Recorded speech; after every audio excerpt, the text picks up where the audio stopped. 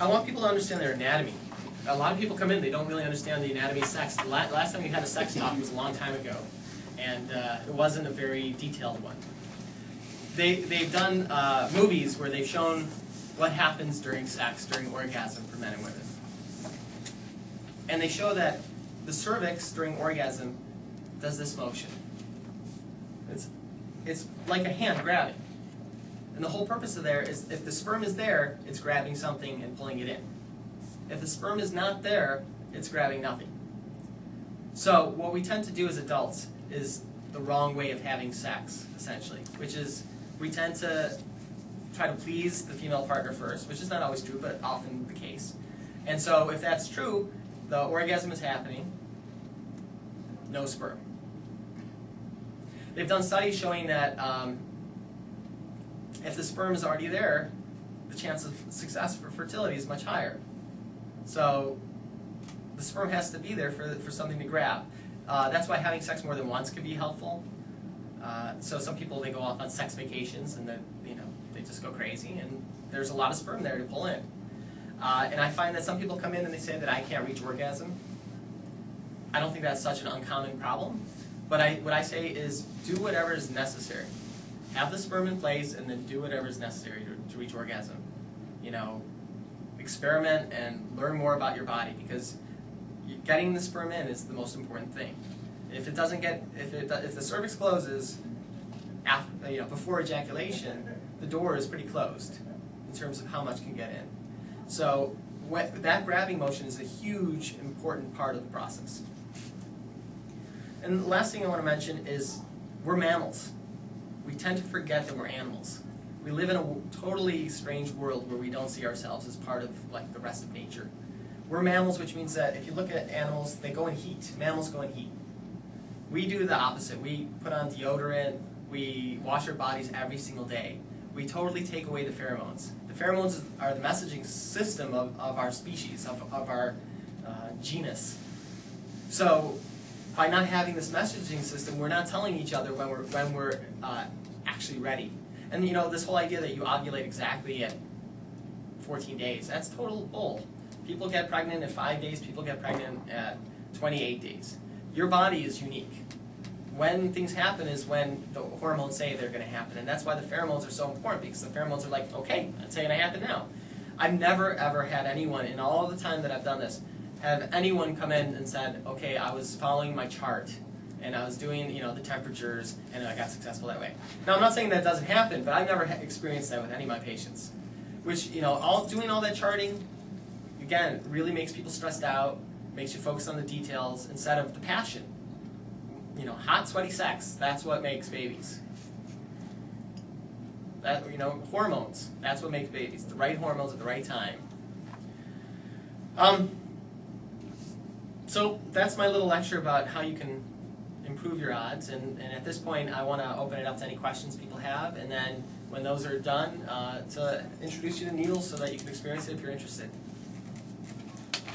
Anyone have any questions? Yeah?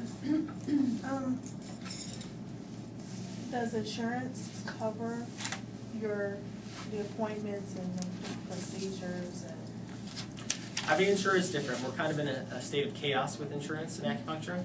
Some plans cover nothing. Some plans cover everything.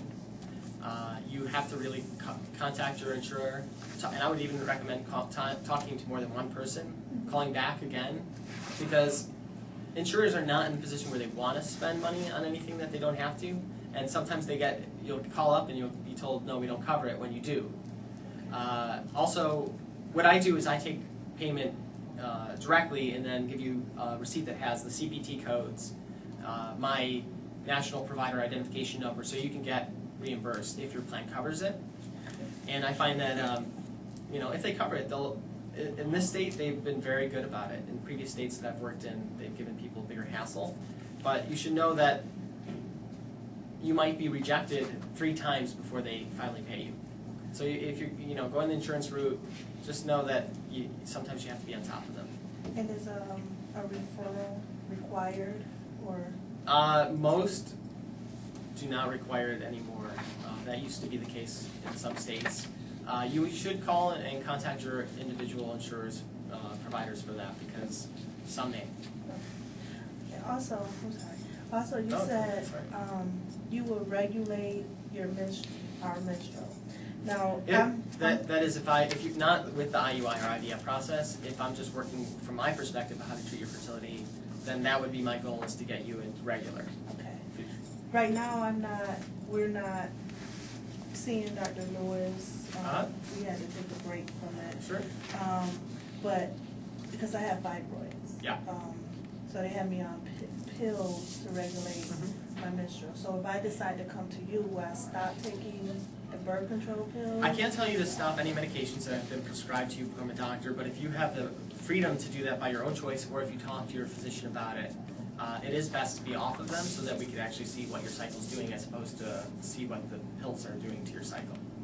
Also, I just want to add about birth control pills is that they do tend to decrease or increase the amount of time for you to get successful. So if you've been on birth control pills for a while, you have to add at least 6 months after that for when you really are going to be reasonably ready to have to be fertile again. And what do you consider a while? I'm saying this without acupuncture. If you're coming to see me, I have different expectations. But just for your own sense of knowledge of how the birth control pills are going to impact your fertility, you should definitely need to expect 6 months afterwards. Did you have a second question there that I didn't answer? Okay. Yeah. You were talking about increasing the follicle counts Yeah. and the sperm counts. Yeah. What about the follicle quality? I mean, Yeah. How do you Oh, yeah. develop quality? I've had people who've been told that they have insufficient ovarian reserve, which basically means that the quality of the eggs is insubstantial from a Western perspective, where they've gotten pregnant. The quality in terms of when they're actually looking at cells, number of cells that are developing after fertilization, that tends to be better. So that's a good sign that the egg quality is better. In terms of the number of eggs that develop, that tends to be higher. So you believe you can improve the quality as well? It's not a belief. I've actually experienced that with many patients that, yes, their quality of their eggs gets better. Okay.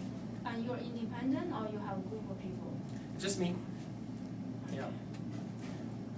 That's the nice thing about acupuncture. We're dealing with the actual person. Is there any Chinese like oriental doctors in town? Oh yeah, absolutely.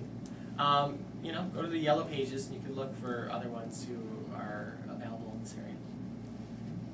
Yeah, since you're not doing oriental like herbal medicine, I'm interested in that. Right, and I'm trained in that, and I could talk to you about it, but I could also direct you to other people who I work with, who are also acupuncturists that I know have good training in herbal medicine, who might be helpful to you. The needles, you get a whole bunch of supply. What do you throw them out? Is that the needles? One use. Well, you only use the needles. I use the needles while you're